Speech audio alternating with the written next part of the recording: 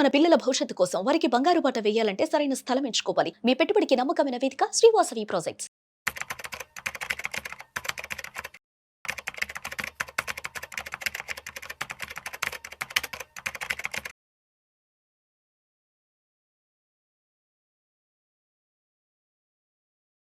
Suman TV ప్రేక్షకులు నమస్కారం. ఈరోజు మనకి ఫ్రైడే 12th డిసెంబర్ 2025. ఈ రోజుకి మనకి స్టాక్ మార్కెట్స్ ఎలా ఉన్నాయో చూద్దాం. మార్కెట్స్ పాజిటివ్ ట్రేడ్ అవుతుంది.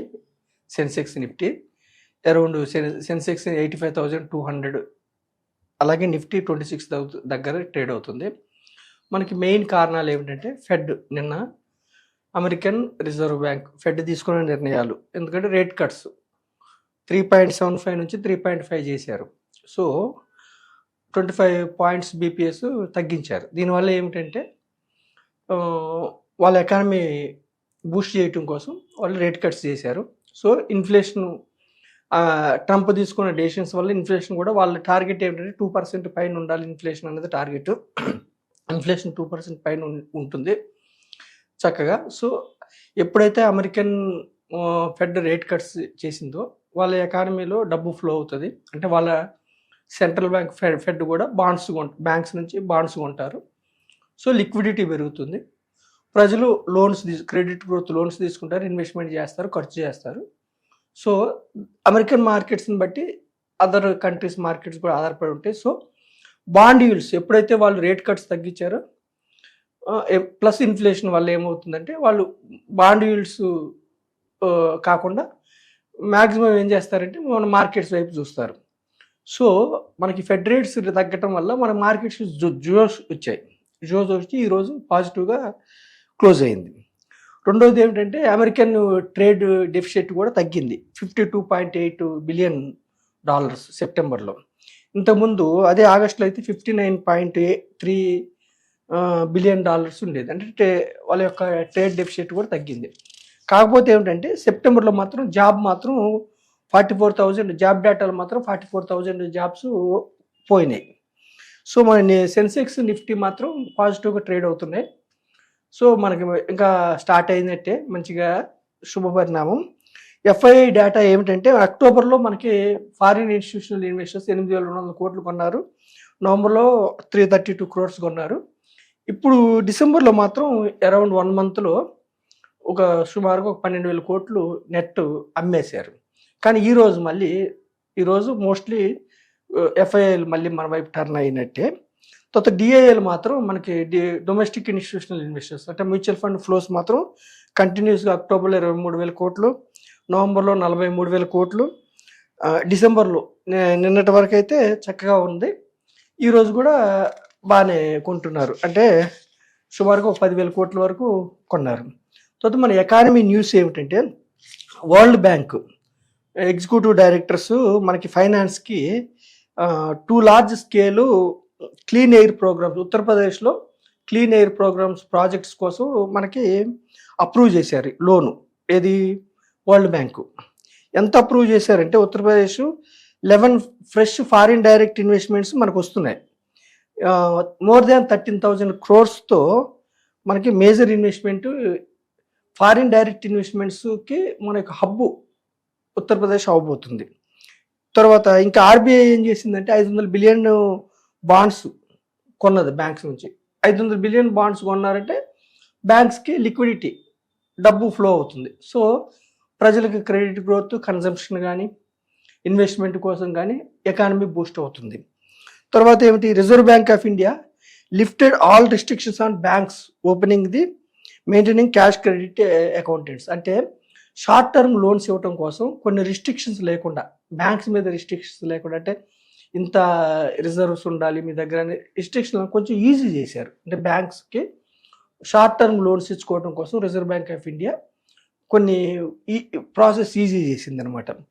అలాగే పెన్షన్ ఫండ్ రెగ్యులేటరీ అథారిటీ అంటే పిఎఫ్, ఆర్డిఏ వీళ్ళు కూడా ఏం చేస్తున్నారంటే మనకు ఈక్విటీస్లో ఇన్వెస్ట్ చేయటం కోసం, ఈక్విటీస్ అలాగే బాండ్స్, తర్వాత ఆల్టర్నేటివ్ అసెట్స్లో ఇన్వెస్ట్ చేయటం కోసం కొంచెం పిఎఫ్ అథారిటీ కూడా పర్మిషన్ ఇస్తుంది. ఇది మంచిది. అయితే మనం స్టాక్ మార్కెట్స్ కూడా ఎప్పుడు కూడా ఒకేలాగా స్లోప్ వైజ్గా పెరగవు. మనం చెప్పేది ఏంటంటే ఎప్పుడు కూడా ఒకేలాగా పెరగవు. రెండవది ఏంటంటే మనకి రియల్ జీడిపి బాగానే ఉంది, మంచిగా 7%తో గ్రోత్ ఉంది.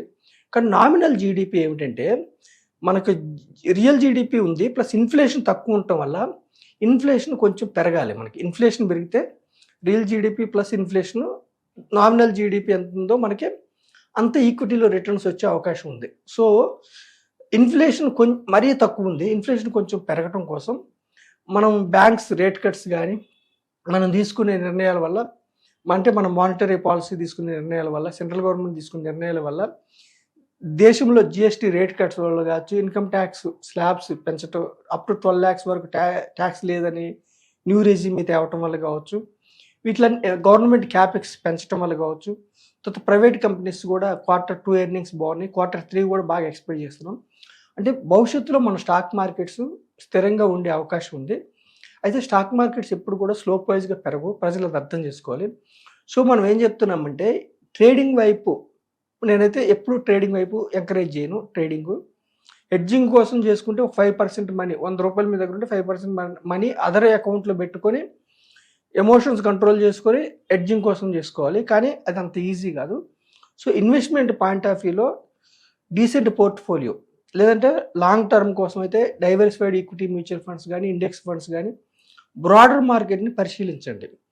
ఎప్పుడు కూడా మార్కెట్స్లో కొన్ని రోజులు మ్యాక్రో ఎకనామిక్ ఫ్యాక్టర్స్ వల్ల కావచ్చు, ఇంకోటి వల్ల కావచ్చు, కొన్ని రోజులు నెగిటివ్ ఉంటుంది, కొన్ని రోజులు ఎకానమీ ముందుకెళ్తుంది. కాకపోతే మనకేంటంటే అవకాశం ఏమిటంటే యూత్ పాపులేషన్ ఎక్కువ ఉంది. నెక్స్ట్ 20-25 ఇయర్స్లో మన దేశము అన్ని రంగాల్లో సెమీ కండక్టర్స్ కానీ, తర్వాత యాపిల్ ఫోన్స్ ఎక్స్పోర్ట్స్ కానీ, లేకపోతే మన యొక్క ఈ కామర్స్, ఇంతకుముందు మనం అన్ని స్టోర్స్కి వెళ్ళుకోండి, ఈ కామర్స్లో పర్చేసింగ్ కానీ అన్ని విధాలు, మన ఎంప్లాయ్మెంట్ కానీ అన్ని విధాలా మనకి బాగుంది. కాబట్టి భవిష్యత్తులో మన ఎకానమీ ముందుకెళ్తుంది. కాబట్టి 4th largest economy, 1st largest economy వైపు మనం వికసిత్ భారత్ మనం ప్రయత్నిస్తున్నాం కాబట్టి అమృత్ కాల్. సో నేనేం చెప్తుంటే ప్రజలకి స్టాక్ మార్కెట్స్ అనగానే భూతం అనుకొని దూరంగా ఉండకుండా ఒక డీసెంట్ పోర్ట్ఫోలియో, అది కూడా పెద్ద కంపెనీస్, ఎప్పుడు కూడా చిన్న కంపెనీస్ కాబట్టి పెద్ద companies, return on equity, return on investment ఎంత వస్తుందో చూసుకొని, price by earning per share, ఒక షేర్కి ఎంత ఎర్నింగ్ వస్తుంది, ప్రైస్ ఎంత ఉంది, ఓవర్ వాల్యుయేషన్లో ఉందా, రీజనబుల్ వాల్యుయేషన్లో ఉందా చూసుకొని డీసెంట్ పోర్ట్ఫోలియో తయారు చేసుకోండి. లేదనుకోండి ఒక డైవర్సిఫైడ్ ఈక్విటీ మ్యూచువల్ ఫండ్స్ మీ యొక్క లక్ష్యాలకు అనుగుణంగా ఎందుకంటున్నామంటే సిప్ ద్వారా కట్టినప్పుడు మీకు యావరేజ్ అవుతూ ఉంటాయి కాబట్టి, తగ్గినప్పుడల్లా మీకు ఎక్కువ స్టాక్స్ వస్తూ ఉంటాయి, ఎక్కువ యూనిట్స్ వస్తూ ఉంటాయి కాబట్టి లక్ష్యాలకు అనుగుణంగా తీసుకోమంటున్నాం. సో మనం ఏం చెప్తున్నాం అంటే బ్రాడర్ మార్కెట్లోకి రండి ప్రజలు.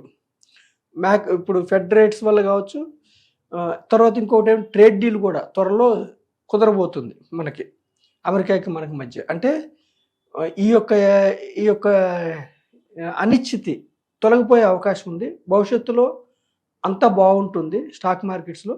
కానీ డిఫరెంట్ మీరు పడినప్పుడు ఆపర్చునిటీ కింద తీసుకొని చక్కగా ఇన్వెస్ట్ చేసుకోమని నేను సుమన్ టీవీ ద్వారా ప్రజలను కోరుకుంటున్నాను. Thank you.